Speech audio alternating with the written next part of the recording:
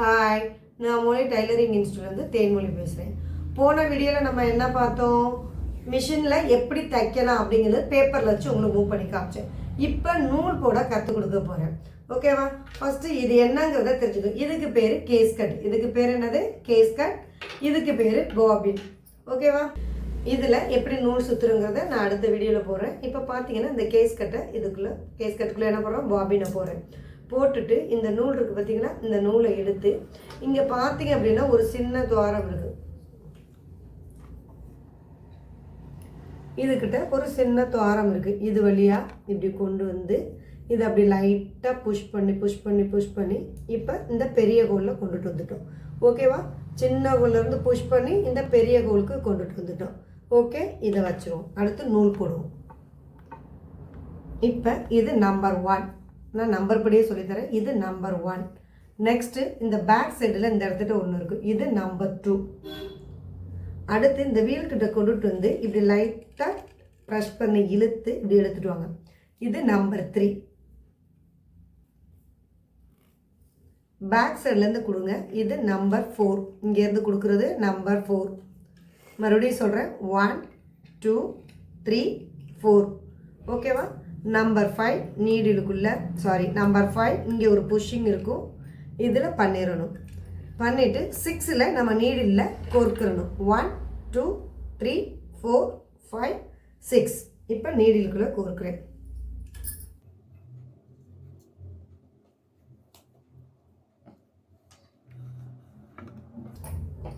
இப்போ நீடிலுக்குள்ளே கோர்த்துட்டு இப்போ இந்த கைடை இப்போ நம்ம மாட்டுறோம். இதை இப்படி தள்ளிட்டுட்டு இங்கே ஒரு நிப்பிள் இருக்குது. அதுக்கு நேராக இப்படி எடுத்துட்டு இதை லைட்டாக இப்படி தூக்கிட்டு இப்படி போடணும். இதில் கவனிக்க வேண்டியது என்னென்னா, இந்த நீடில் இப்படி உள்ளே இருக்கையில் இந்த கேஸை இப்போ நம்ம மூவ் பண்ணுறோம், அதாவது ரிமூவ் பண்ணுறோம்னா எடுக்க முடியாது. அதேபடி இந்த நீடில் உள்ளே இருக்கையில் நம்ம கேஸ் கட்டு போட முடியாது. ஓகேவா? இப்போ பாருங்களேன், இந்த நீடில் உள்ளே இருக்குது. இப்போ கேஸ் கட்டை போடலாம்னா போட முடியாது. அப்போ என்ன ஆகணும்? இந்த நீடில் மேலே இருந்தால் மட்டும்தான் நம்ம கேஸ் கட்டை போடவோ அல்லது எடுக்கவோ முடியும். இதை தெரிஞ்சுக்கோங்க. ஓகே, இல்லை லாக் பண்ணிட்டோம்னா முடிஞ்சிச்சு. இப்போ தைக்க ஆரம்பிப்போம். இப்போ நம்ம பேப்பரில் போட்டோம்னா அதேபடி இப்போ வெர்டிக்கல் டேப்பில் ஒரு கோடு போட்டுக்குவோம்.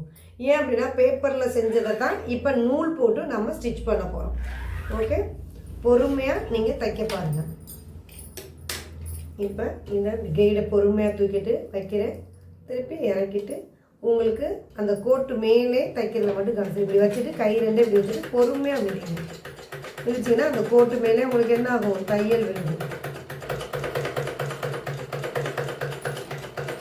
கை மட்டும் பார்த்துக்கங்க. ப்ராக்டிஸ் பண்ணுற வரைக்கும் நீடில் பட்டுறாங்க. இப்படி வந்த உடனே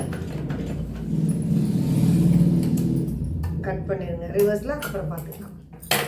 திருப்பி மறுபடியும் மேலேருந்து கீழே வாங்க.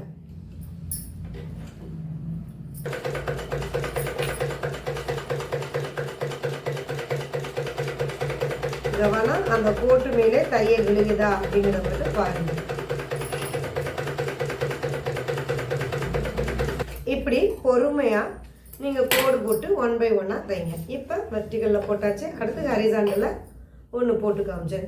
இந்த மாட்டம் நீங்கள் ஒரு 2 time or 3 time நீங்கள் தைக்க பழகிட்டீங்க அப்படின்னா உங்களுக்கு வீல் ரிவர்ஸில் போகாது, நூலும் அந்து போகாது. அதுக்கப்புறம் நான் போடுற ஒவ்வொரு பேட்டர்னும் உங்களுக்கு தைக்கிறதுக்கு ஈஸியாக இருக்கும். ஓகே, இப்போ ஹரிசாண்டல் ஒன்று தைச்சி காமிச்சேன்.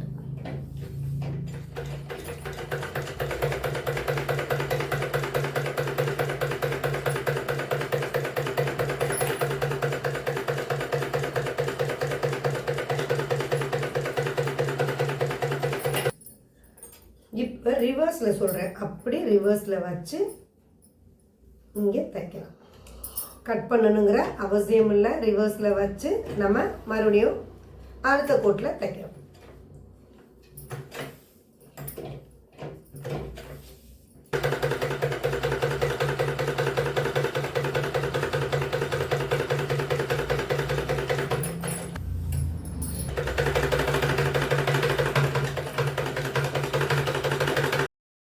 இந்த மட்டும் பழகிட்டிங்கன்னா ரிவர்ஸில் அதுக்கப்புறம் பக்கத்தில் போட்டு பழகுங்க. இப்போ நான் ஒன்று சும்மா போட்டு காமிக்கிறேன். பக்கத்துலேயே தைக்கலாம். 1 இன்ச்சு டிஸ்டன்ஸில் தான் தைக்கலாம். ஓரளவு ப்ராக்டிஸ் பண்ணிட்டீங்க அப்படின்னா பக்கத்தில் ஒரு 1/2 இன்ச்சு அளவுக்கு தச்சு பழகுங்க. இப்படியும் தச்சு பழகும். 1 இன்ச்சு இடைவெளியில் தான் தைக்கலாம். 1/2 இன்ச்சில் இதை அப்படியே நம்ம டேர்ன் பண்ணி நம்ம தைக்கலாம். கட் பண்ணி தைக்கணுங்க. இதை பாருங்கள். இப்போ தச்சு எண்டுக்கு வந்துட்டோமா, நம்ம உடனே கட் பண்ண தேவையில்லை. அப்படி துணியை கைடை தூக்கிட்டு துணியை அப்படியே டேர்ன் பண்ணிவிட்டு ஒரு 1/2 இன்ச் டிஸ்டன்ஸில் மறுபடியும் ஒரு கோடு போடுறோம். சரிங்களா? அப்போ கட் பண்ணி ஏன் அப்படின்னா ப்ராக்டிஸ் பண்ணுற வரைக்கும் இந்த மாதிரி செஞ்சுட்டோம்னா நூல் நமக்கு அஞ்சு போகணும். தைக்கிறப்ப பொறுமையாக தைச்சா மட்டும் போதும். இப்படி தச்சு பழகிட்டீங்கன்னா ஸ்ட்ரைட் லைன் உங்களுக்கு போட ஈஸியாக வந்துடும். ஓகேங்களா? ஓகே, நெக்ஸ்ட் வீடியோவில் ரொட்டேட் பண்ணுறது, டைமண்ட் ஷேப்பில் குத்து பண்ணுறது, மாட்டை குத்துறதை பற்றி சொல்லித்தரேன். ஓகே, பாய். என்னோடய வீடியோ உங்களுக்கு பிடிச்சிருந்துச்சுன்னா லைக் பண்ணுங்கள், ஷேர் பண்ணுங்கள், சப்ஸ்கிரைப் பண்ணுங்கள். பாய். நெக்ஸ்ட் வீடியோவில் மீட் பண்ணுவோம்.